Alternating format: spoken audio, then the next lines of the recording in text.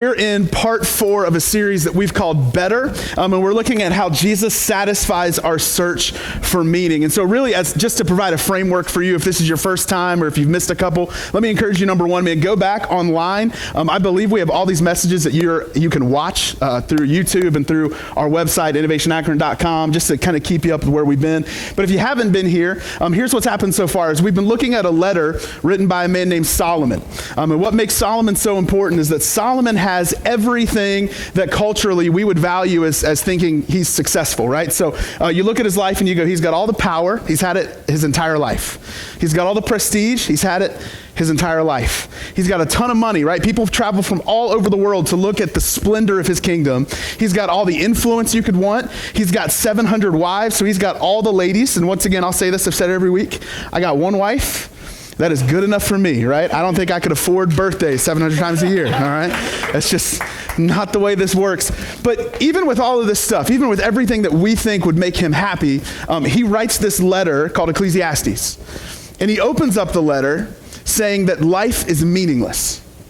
And he says it repeatedly. In fact, there's exclamation points in there if you go back and read it later. He just says it's meaningless, meaningless, utterly meaningless. Everything under the sun is meaningless. And so he begins in Ecclesiastes in these first couple chapters to build a case for why he believes that life is meaningless. And so we've looked at a few of the things he said. In fact, at one point he said, hey, life is just a big closed system that even if God's real, he's not going to interrupt it. And yet we see how Jesus interrupts our lives. And then he looked at it almost from a historical point of view to say, nothing that you do is ever going to be remembered. Nothing you do is ever going to be good enough. And yet we've seen from Jesus how not only did he leave a legacy, but we can leave a legacy. And then last week, we really did something we've never done before. And so really we're just trying it.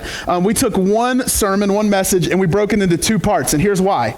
Because I figure you don't want to listen to me for an hour and a half, right? I know I'm good, but I'm not that good, all right? I listened to somebody for like 30 minutes and I'm checking out. So here's what we started. We started out with these verses, which we're going to read again this morning. And we looked at 5 ways that we can live with purpose. And so if you're taking notes, if you got that outline there, that's a great tool for you to use if you want to write these down if you missed it. Last week, the 2 things we talked about, number 1, we talked about how we have to prepare ourselves through prayer. We have to prepare ourselves through prayer because culturally, the way we've seen prayer very often is that it's something I do just to get to what I want to do, right? So I pray before my meal so I can eat my meal while it's hot, or I pray before bed so that I can go to sleep. And so we just saw that prayer is kind of like a step stool for many of us, but really prayer is what prepares us, that it's not just a one-shot thing, right? Last week, not just like a magic wand, and some of you guys will appreciate this because I still remember it. Alakazam, alakazoo, I said a prayer and God helped you, right? That's not how prayer works, but prayer is meant to be a lifestyle that invades every part of us so that we can really be effective. And then we also looked at how we need to consistently serve God by serving others. And we talked about how Jesus washed his disciples' feet, and that's nasty, right? That's disgusting because feet are gross. If you think feet aren't gross, you might have really cool feet. I have Flintstone feet, all right? They're nasty. But we saw how Jesus really teaches his disciples that anytime you serve somebody, whether you like them or you don't like them, whether you get along with them or you don't get along with them, whether they like you or they don't like you, it doesn't matter. When you serve anybody, you're actually serving him. And so this week, we want to continue on with that, but I just want to read these verses again together here. So on your note sheet there, the verses are there. Ecclesiastes chapter 1, starting in verse 12. And this is Solomon, once again, making a case for why he believes life is meaningless. Verse 12, he says, I, the teacher, was king of Israel in Jerusalem. I applied my mind to study and to explore by wisdom all that is done under the heavens. What a heavy burden God has laid on mankind. I have seen all the things that are done under the sun. All of them are meaningless. Notice he's not excluding certain parts. He's including everything. He's saying all of them, everything we do is meaningless, a chasing after the wind. What is crooked cannot be straightened. What is lacking cannot be counted. I said to myself, look, I have increased in wisdom more than anyone who has ruled over Jerusalem before me. And that's saying a lot because he's following his father, King David, which even if you're not a church person, you've probably heard of David and Goliath. This is the same guy. This is the guy, he's basically saying, I'm even better than that guy. I'm a better king. I'm a wiser king. I've done more things. I'm just better than David. I have done more than anyone else who's ruled over Jerusalem before me. I have experienced much wisdom and knowledge. Then I applied myself to the understanding of wisdom and also of madness and folly. But I learned that this too is a chasing after the wind. For with much wisdom comes much sorrow. The more knowledge, the more grief. So Solomon is setting his life apart and he's saying, I want to learn everything I can, because really what he's looking for is he's trying to find purpose in his life. He's trying to figure out where he fits in this world and what this life is really all about. So his thought is, if I can just learn it all, if I can just know it all, if people would think I'm so impressive that they would come to me to figure out what things mean, if they could find meaning through my life, if they could find purpose through what I know, then I'd be satisfied. But unfortunately, what he found was this, is that I can know it all doesn't mean I'm going to be happy. I can have all the right answers and still feel incomplete. See, Solomon, like many of us, he's simply searching for purpose. So for us, we search for purpose in a lot of different ways. You maybe have searched for purpose in relationships. Maybe you've searched for purpose in your kids. Maybe you've searched for purpose in your career and your job to think, well, if I just advance a little bit more, if I just make a little bit more money, if I accomplish a few more things, then I'll be happy. And what you see is this, is that no accomplishments, no amount of kids, no amount of anything is ever truly going to make you satisfied. It's just one thing to the next. You always find yourself wanting more. But what Jesus teaches us is this, is that if we want to actually live with purpose, not just seek it out, not just try to find it, but if we want to live with purpose, it doesn't come from what we can attain. Purpose isn't found in what we can accumulate for ourselves. Purpose is found in walking with God. And so this morning, what we're going to do, we're going to go through the last 3 of the 5 ways that we really as a church believe we can live with purpose. And let me say this real quick. I know there's more, all right? Like you could probably sit there and go, hey, I've got number 6, 7, and 8 for you, and I could tell you all about them. I'm sure you could, but I just look at these 5 things and I go, man, if we as individuals and as a church, if we prioritize these 5 things, we're absolutely going to be living in the rhythm that God intended for us. We're absolutely going to be living with purpose. But I do want to give you a disclaimer that I gave everyone last week, all right? I really feel like my job for this week is to push you, okay? So if you haven't seen the movie Dumbo, I would suggest going back to watch it, right? If you're not familiar with Dumbo, here's his story really, really quickly, is that Dumbo is trying to figure out where he fits in the world, right? He's got these gigantic ears that he keeps tripping all over himself. He tries being a trapeze artist, his ears get in the way. He tries being a clown, his ears get in the way. Everything he does, his ears just get in the way. But one day, Dumbo gets wasted. Right? I mean, legit, not just like a little drunk. I mean, he is blacked out seeing pink elephants, kind of drunk. All right? Watch the movie. Promise you it's there. And he wakes up in a tree. And this is when he and his friend discover that he might have possibly flown. That maybe that's why he has these gigantic ears. And so what it took for him to really find that out was he had some friends. He had a mouse, which a mouse and an elephant, that's a weird friend group, right? And some crows that decided if we just take him up to the hillside and we push him, eventually he'll fly. What Dumbo saw is as he flapped his ears and as his friends got all up in him and they started pushing him, he actually flew. He found out his purpose in his life. So I really, today, I just want to push you. Okay, so I'm going to say some things that hopefully connect with you, hopefully make you feel good, but I'm going to say some other things hopefully that challenge you and force you to think about things a little differently, because finding purpose has never been easy. Walking in purpose is not intended to be easy. There's a reason so many people just default to comfort and just coast through life and they never end up finding what they could have found. I want to make sure we don't default to comfort. I want to make sure that we're pushing each other. And so my job is to lead from the front right now. I'm going to push you. Okay? So number 3, third way out of 5 to live with purpose is this: give generously. Give generously. Not only do you have to prepare yourself through prayer, not only do we need to consistently serve God by serving others, but we need to give generously. Now, automatically, here's what I know. There are some people in here that you're going, here's another preacher talking about money, right? How many of you guys have ever watched some late night Christian television before? Right? So you see this guy telling you all the time, like, hey, if you give $1, God's going to give you 10. And if you fund my plane, then God might give you your own spaceship. You know what I mean? Like, this is just the way we teach people. Here's the thing. I know that gets abused, but I don't want that ever to scare us away as a community from talking about money. And here's why. Do you know Jesus talked about money more than he talked about heaven and hell combined? That Jesus, he tells all these parables, all these stories. Did you know that the vast majority of them have to do with money, have to do with finances, have to do with your career, your job? Jesus talks about money a lot because money for them and money for us is the currency of the world we live in. And I would venture to say that many of the bad decisions that you and I have made, if we really point back and we think back on it, we could take it back to the root being the pursuit of more money. Right? We have people who will give up their standards because they just want more money. They want more things. And so we're going to talk a lot about money, and that's a good thing, right? Because here's the thing. If we're going to live with purpose, we've got to give generously.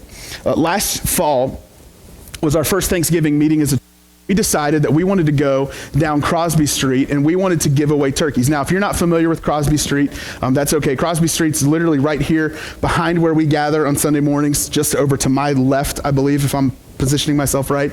Crosby Street is known for many things, none of which are exactly good, all right?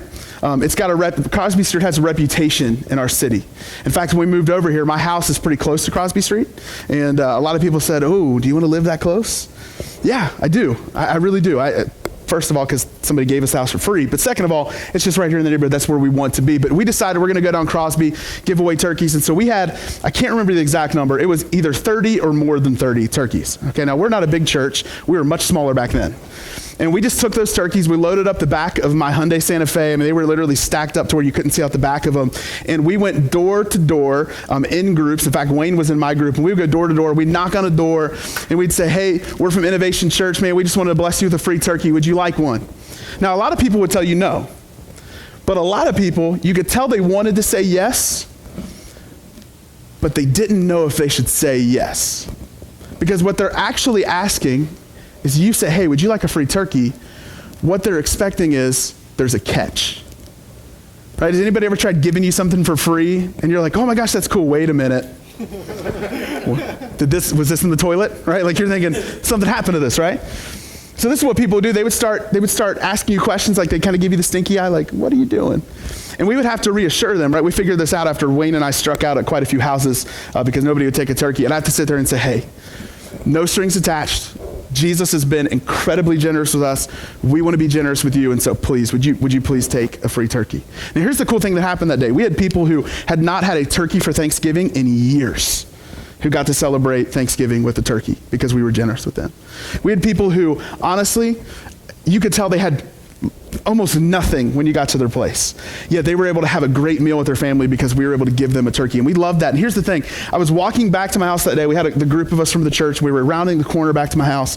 And it was the first time that I had ever thought of this statement, which has now really become a core value for us, and it's on your outline there, is that life is too short to not be incredibly generous. Life is too short to not be incredibly generous. See, we learned that day that when we're generous with others, it tends to break down some walls, right? That there's certain things we can communicate to people through generosity that we could never communicate if we just stood in front of them and started trying to have a conversation. There's certain things we can do as followers of Jesus Christ that are going to help the cause of Christ if we're willing to be generous, because it does tear down those walls. But here's the other thing that generosity does. It affects us. Like when I'm generous with others, it starts to change the way I see opportunities. It starts to change the way I see people. Right? Generosity affects others, but it also affects us because the truth of it, once again, is here, is that our money, the way we see it, the way we spend it, is not just a physical thing, but it definitely has spiritual implications. In fact, Jesus, one of the first times he ever talks about money is in the Sermon on the Mount. And he's given this one big sermon where he's basically reframing all of life for the people who are listening to him. He's saying things like, you've heard it said, do not commit murder. But I say, if you have hate in your heart towards your neighbor, you've already committed murder.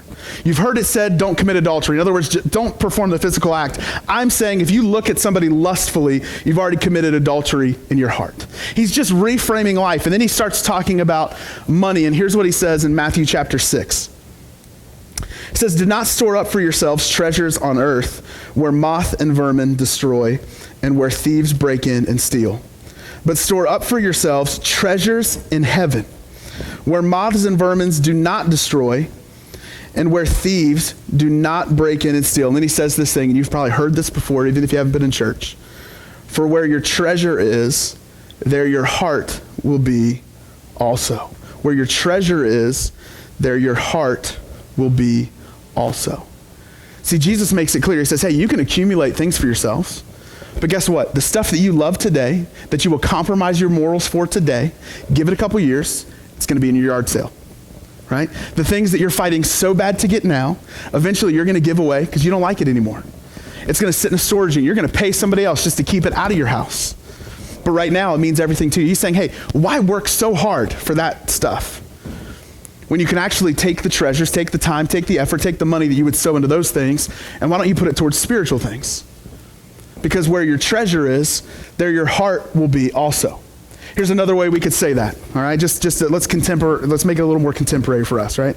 Here's how we can say this. It's that where our finances flow, our hearts will go. Where our finances flow, our hearts will go. So where you spend your money, you are going to see your heart start turning that way. Here's what I mean. How many of you guys like taking vacations?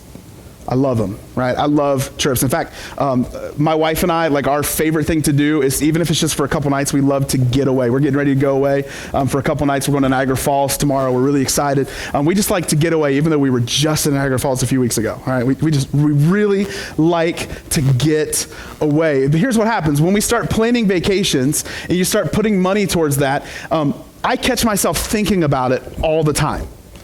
Right? If you've ever gone on a really cool trip, like you've ever gone to the beach, or maybe you've gone out of the country, or you've done a missions trip, you catch yourself almost countdown clock in your head, right? Like, oh man, I can put up with work for a couple more days because in 6 days, I'm gone, right? I'm on the plane, or I can handle this. Like, you can be crazy all you want, roommate. Like, you do your own thing, that's fine. I only have to put up with your junk for 3 more days because then I'm on a plane. You just catch yourself where you start putting money, your heart, your head, your focus, everything starts going there. Where your finances flow, your heart's gonna go. Right, when I was dating Katie and I wanted to get engaged and I had like no money because I was a college student, I knew in my head, okay, here's a dollar amount so I can get a ring. And I would fight for that. I would work hard for that. I was putting in hours I didn't know I could put in because I wanted to make sure that I could get this girl a ring. Where my finances were gonna flow, that's where my heart was gonna go, right? This is just the way we work. What makes that also so scary though, is that for many of us, man, our finances terminate on some very temporary things. So if we catch ourselves all the time just putting our money in things that don't matter, do you think it's going to be easier or harder to live with purpose? Think about that. If you're constantly putting your money into things that don't matter, are you going to catch your heart going towards things that are going to help you find purpose and live in purpose, or are going to actually do the exact opposite? If we're going to live with purpose, we've got to give generously. All right, number fourth thing, besides just giving generously, you have to live out your faith. Live out your faith. Now, here's the way I just would help us understand this a little bit, because maybe that sounds weird to you, like live out your faith. How many of you guys understand that for far too long, we've created almost 2 cultures within our country? In other words, we have like Christian culture and everybody else's culture. We have like this divide, right, between spiritual and normal. Or here's the way you've probably heard it before. There's the sacred, and then there's just everything else, right? So there's sacred and then secular. So in other words, here's what we got. We've got on the sacred side, you've got Christian music, non-Christian music. You've got Christian artists, non-Christian artists. Christian bookstores, non-Christian bookstores. Right? Christian bakeries, non-Christian bakeries. We create 2 different worlds where we say, okay, there's certain things that are sacred and certain things that are secular, and they're completely separate. And the way we've taught people for so long is that if you're going to follow Jesus, you need to stay away from all the secular stuff, stay away from everything bad, and if you cling to this stuff, if you cling to the sacred, then your life's going to turn out okay. Here's the problem with that. God created everything. And if you read Genesis 1, when God creates everything, yes, sin hasn't been introduced yet, but what does he say that everything is? He repeatedly calls it good. Now, when sin comes in, sin corrupts it, sin changes things, but guess what? When God, he did not create the sacred sea and the secular sea. He did not create the sacred Eden and the secular Eden. He created everything. And so even for us, we got to understand this, that we can't segment our lives between here's the sacred part of me, here's the spiritual side of me, and then here's the secular side of me. In other words, you can't just be a follower of Jesus Christ half the time. In fact, Paul, when he's writing his letters to the New Testament, he writes this to the Colossians. He says, "Since then you have been raised with Christ, set your hearts on things above, where Christ is. He's seated at the right hand of God. Set your mind on things above, not on earthly things. For you died, and your life is now hidden with Christ in God. When Christ, who is your life, in other words, he's the entirety of it. When he appears, then you also will appear with him in glory. In other words, here's what Jesus is meant to do. Jesus is meant to consume our lives. Jesus is meant to consume our lives. He's not meant to be half of it or part of it. He's meant to be in all of it. He is your life. He is my life. He's not simply a segment, but he's the entirety of it. Now, we created this sacred secular divide, and for many years, in fact, I grew up in a Christian home. I wasn't a Christian until I was 18, but I knew when I became a Christian, one of the first things that was expected of me was to abandon the secular, okay? So in other words, I had to throw away every CD that wasn't by For Him or Avalon, and I had to just get rid of all that stuff, right? Some of you guys grew up in church and you know, right? Okay, honestly, you want to hear something funny? When I was a brand new Christian, Avalon was my jam, all right?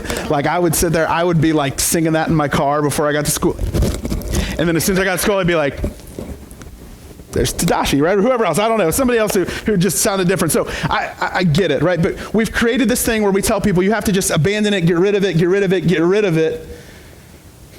But once again, Jesus isn't just part, he's meant to be all. See, the reason we've done that is simple. I think we've taught ourselves that if we get rid of everything that's iffy or secular, then if by doing that, we're actually going to make ourselves right with God. So if I do all the right things, then I'll eventually become the right person. If I talk the right way, then I'll be a good person. If I don't listen to certain things, then I'll be a good person. If I stay away from certain types of things, then I'll be a great person. But here's the thing.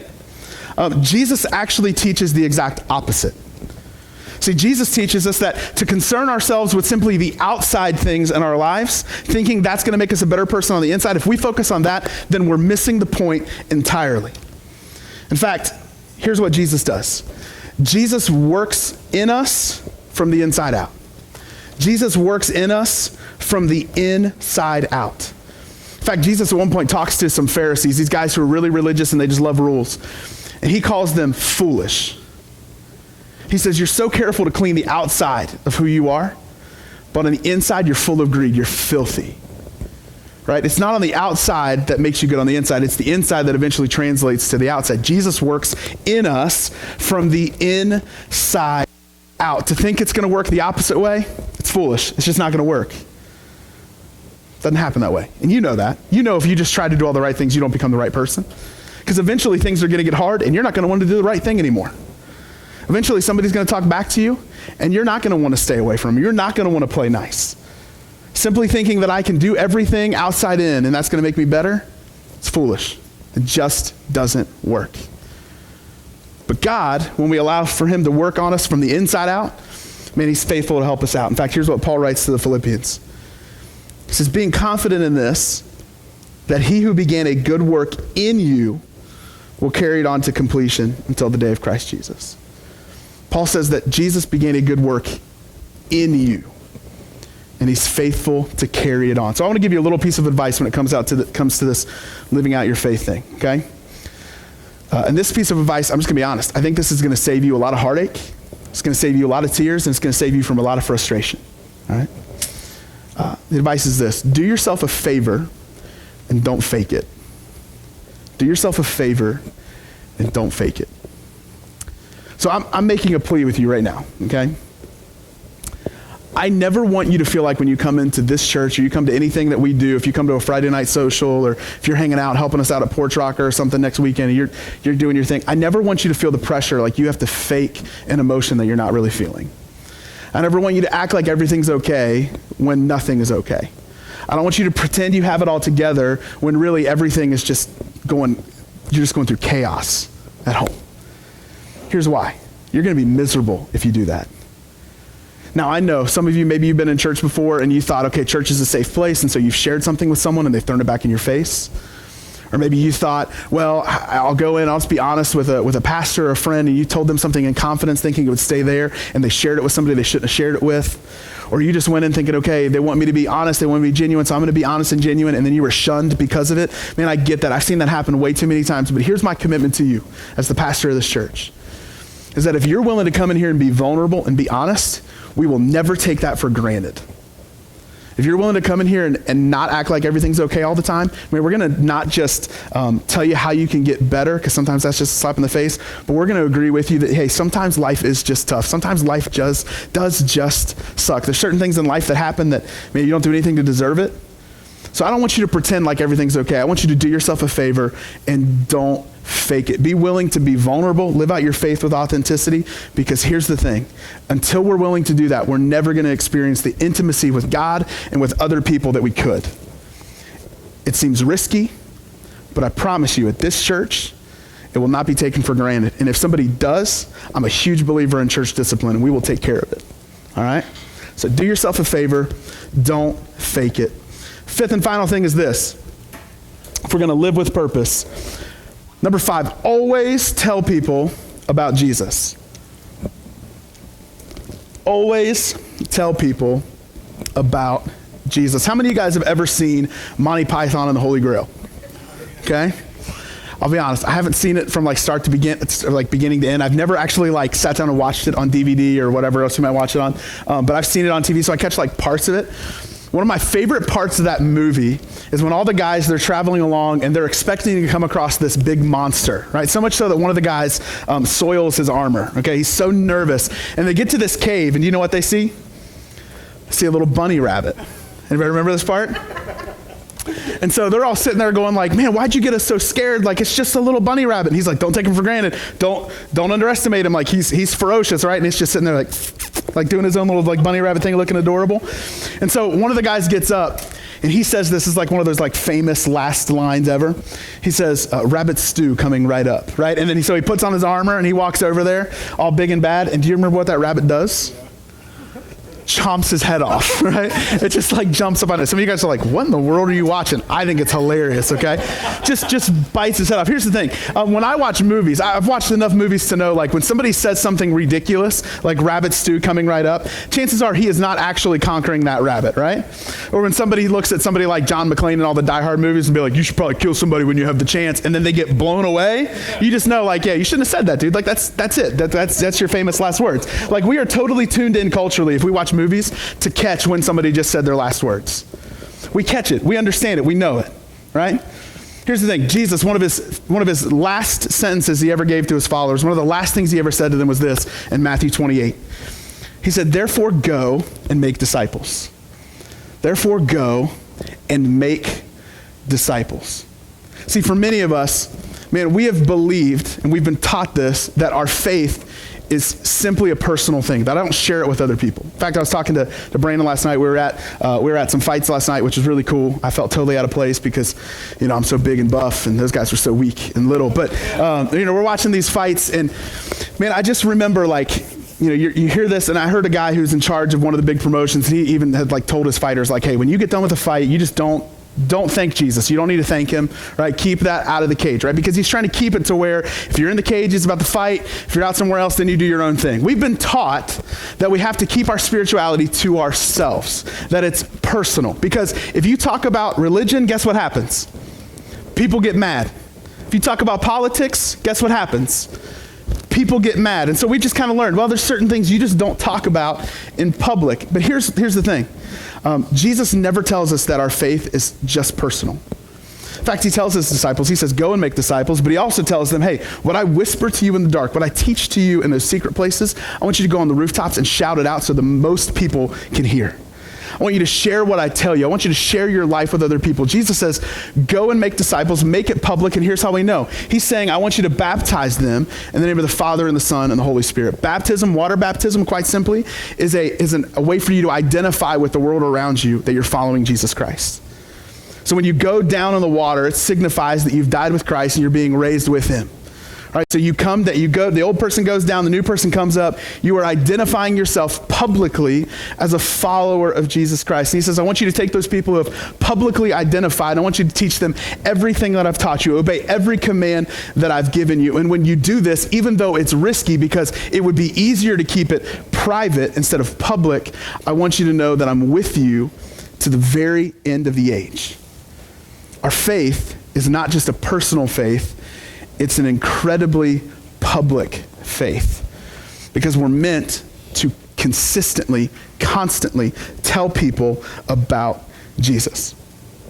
Now, once again, I'm a night person, which means I see a lot of terrible infomercials. But the other thing I see a lot as a night person is the really sad, sappy commercials that Sarah McLachlan, her song goes on with all the dogs. You guys know what I'm talking about? Automatically, you say Sarah McLachlan and dogs, and people go, oh, right? Because what happens when you see those things? You cry, you feel terrible about I got 2 dogs at home, all right? We can't even keep up with the dog hair on our hardwood floors, and I'm thinking, I'll take 5 more, right? You just want to bring them in because you just connect with the tragedy that this commercial presents. And here's the thing, we tend to connect automatically with things that seem tragic. There's a reason when people advertise, back to school is never about getting your back to school gear. It's telling the parents how your kids are getting older and you should cherish it because they're going to be gone soon. Right? It's never just that your kid is going to college, it's that your kid's going away and you might never see them again. So buy them everything that you can so that they know they're loved, right? We want you to connect with tragedy because that's where our heart goes to. If we connect with you tragically, we're going to stick with you. Now, here's what I want you to do. I want you to understand that the greatest tragedy is not that your kid might never come home again. The greatest tragedy is not that you might not have enough money to give somebody everything they want. The greatest tragedy is not that there's some dogs who don't have a home, although that's sad and I hate it and I want to cry just thinking about it. The greatest tragedy is that people would die without hearing about Jesus. The greatest tragedy is that because we just want to be comfortable, we would just say, you know what? I'm not going to tell them about you because that might make things awkward for a little bit. In fact, Perry Noble, he's a pastor of a church in South Carolina. Here's what he believes is the greatest tragedy. He says, tragedy is living and dying without Jesus. Tragedy is living and dying without Jesus. So it's not just the fact that we could die without him, because that's terrible. But he also makes the point that even living without knowing Jesus is tragic. I think about it like this. There are certain things that if I were not a follower of Jesus Christ, I would not have peace about, that I get to experience peace about now. There are certain things that I can have perspective about because I'm a follower of Jesus Christ that without him, I would not have a healthy perspective about.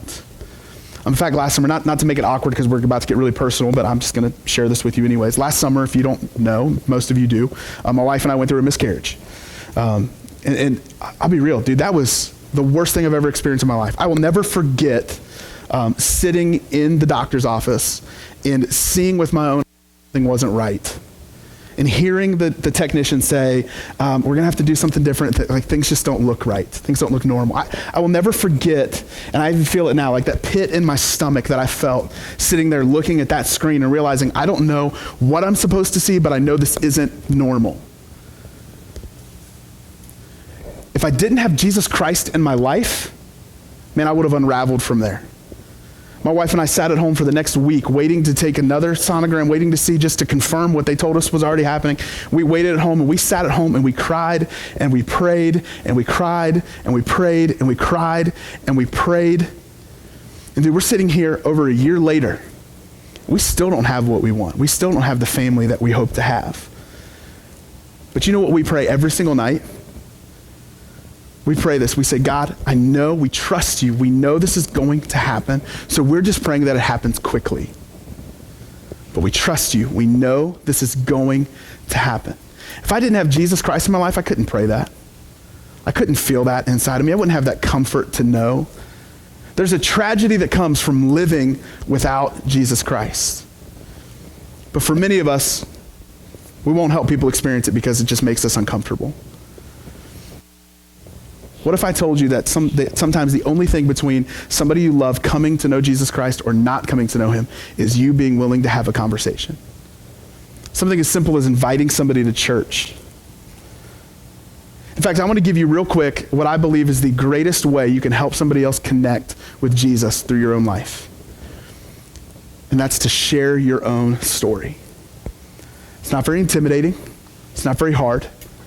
But if you ask me, I could sit down right now and I could tell you about the difference Jesus has made in my life. I could tell you about how great my church is. I could tell you about how much I love the people that are part of my life because I'm a Jesus Christ. I could tell you so many different ways that following Jesus, even though it's not always been easy, has actually made me a better person. And I would venture to say you could do the same thing. I would venture to say you could sit down with somebody and maybe you can't think of 10 things, but you can think of 2 things. Maybe you can't think of a whole list of things, but you can think of one thing to say, hey man, here's the one way that Jesus has tangibly made a difference in my life. Here's one way that this has happened.